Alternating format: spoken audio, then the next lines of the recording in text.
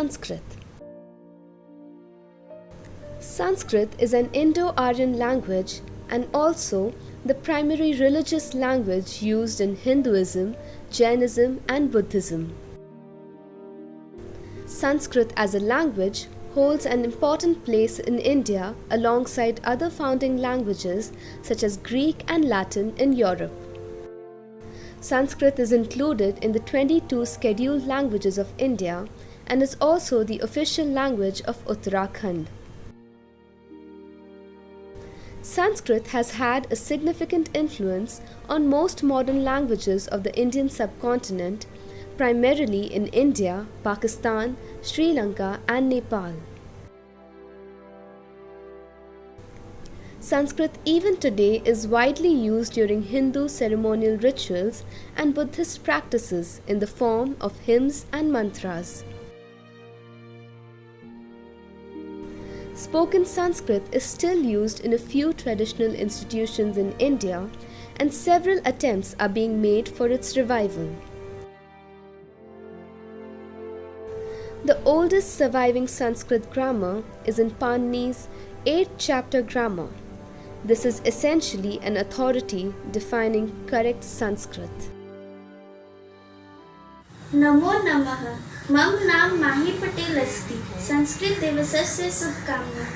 वक्रतुंड महाकाय सूर्यकोटि समप्रभा निर्विघ्नं कुरु मे देवा सर्वकार्येषु सर्वदा कराग्रे वसते लक्ष्मी करमध्ये सरस्वती करमूले तु गोविन्दा प्रभाते करदर्शनं समुद्रवसने देवी पर्वतस्तनमण्डले विष्णुपत्नी नमस्तुभ्यं पादस्पर्शं समस्व मे गुरुर्ब्रह्मा गुरुर्विष्णुः गुरुर्देवो महेश्वरः गुरुर्साक्षात् परं ब्रह्मा तस्मै श्री गुरवे नमः। गणनाथ सरस्वती रवि शुक्र बृहस्पतिः पैचेतानि स्मरे नित्यं वेदवाणी प्रवर्तते। धन्यवाद। जयतु संस्कृतं वदतु संस्कृतम्।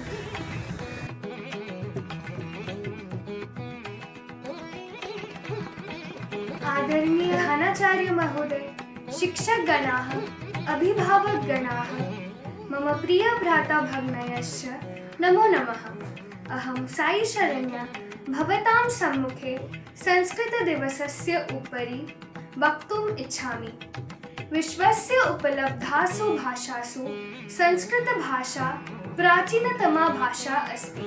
भाषेयम् अनेकासां भाषाणां जननी मता। प्राचीनयोः ज्ञानविज्ञानमयोः निधिः अस्यां सुरक्षितम्। संस्कृतस्य महत्त्वविषये केनापि कथितं। भारतस्य प्रतिष्ठे द्वे संस्कृतं संस्कृतस्तथा। संस्कृतभाषा देवभाषया अपि प्रचलिता अस्ति। इयं भाषा अतीव वैज्ञानिकी।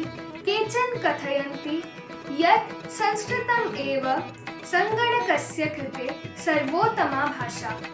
संस्कृते विद्यमानः सूक्तयः अभ्युदयाय प्रेरयति। यथा सत्यमेव जयते, वसुधैव कुटुम्बकम्, विद्यया अमृतमश्नुते, योगः कर्मसु कौशलम् इत्यादयः। सर्वभूतेषु आत्मवत् व्यवहारं कर्तुं संस्कृतभाषा सम्यक् शिक्षयति। अस्माकं शिक्षिका श्रीमती अनुपमा पाण्डे महोदया अस्माकं सर्वदा संस्कृते वदनाय प्रेषयति। अतः अस्माभिः संस्कृतम् अवश्यम् एव पठनीयम्।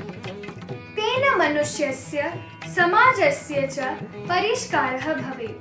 उक्तं च अमृतं संस्कृतं मित्र सरसं सरलं वचः भाषाहु महनीयं यत् ज्ञान विज्ञान पोषकम्। मेरे कहने का अर्थात है, आज विश्व में उपलब्ध भाषाओं में से संस्कृत भाषा सबसे प्राचीन भाषा है। यह भाषा अनेक भाषाओं की माता जानी जाती है। संस्कृत ज्ञान विज्ञान की एक सुरक्षित संपत्ति है। इस भाषा के बारे में कुछ महत्वपूर्ण कहा गया है। भारत की प्रतिष्ठा दो चीजों से है, संस्कृत तथा संस्कृति। संस्कृत भाषा देव भाषा के रूप में भी प्रचलित है। यह भाषा वैज्ञानिकी है और कुछ लोग कहते हैं कि संस्कृत भाषा कंप्यूटर के लिए सर्वोत्तम है। संस्कृत में स्थित सूक्तियां जीवन में आगे बढ़ने के लिए प्रेरित करती हैं। पूरी पृथ्वी परिवार की तरह है, सत्य की विजय, विद्या अमृत के समान होती है, इत्यादि। हमारी शिक्षिका श्रीमती अनुपमा पांडे महोदया हमें सर्वदा संस्कृत में बात करने के लिए प्रेरित करती है। इसलिए हमें संस्कृत भाषा अवश्य पढ़नी चाहिए, तब जाकर मनुष्य और उसके समाज का कल्याण होगा। धन्यवाद। नमस्कार, भवन्तं संस्कृतदिवसस्य हार्दिक शुभकामना। मूकं करोति वाचालं पङ्गुं लङ्घयते गिरिं यत्कृपातमहं वन्दे परमानन्दमाधवम्। न चार्हार्यं न च राज्यहार्यं न भ्रातृभाज्यं न च भारकारी व्यये कृते वर्धत एव नित्यं विद्याधनं सर्वधन प्रधानं माता शत्रुपिता वैरी येन बालो न पाठितः न शोभते सभामध्ये हंसमध्ये बको यथा गुणा गुणगेषु गुणा भवन्ति ते निर्गुणं प्राप्य भवन्ति दोषा आस्वादितो याः प्रवहन्ति नद्यः समुद्रं मसाद्य भवन्त्यपेया असतो मा सद्गमय तमसो मा ज्योतिर्गमय मृत्योर्मामृतं गमय। ॐ शान्तिः शान्तिः शान्तिः। धन्यवाद।